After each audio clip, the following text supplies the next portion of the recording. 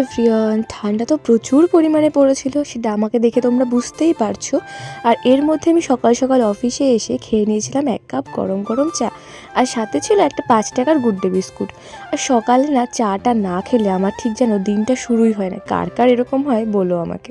আর তারপরে দেখো আমি চা খেতে খেতে এখানে একটা বাংলা সিরিয়াল বাংলা মুভি দেখছিলাম, ছোটো বউ মেজো বউ এরকমও কিছু। আর আমাদের অফিসে চলছিল পিকনিক, তো এখানে রাজুদা করছিল রান্না।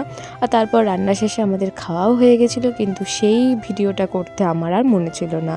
তো যাই হোক, এখানে আবার আনা হয়েছিল মিষ্টি, মানে গুড়ের মিষ্টি, সেটা ওখানে রিয়াদি খুলে দিচ্ছিলো আর আমরা এখানে খাওয়ার জন্য বসেছিলাম।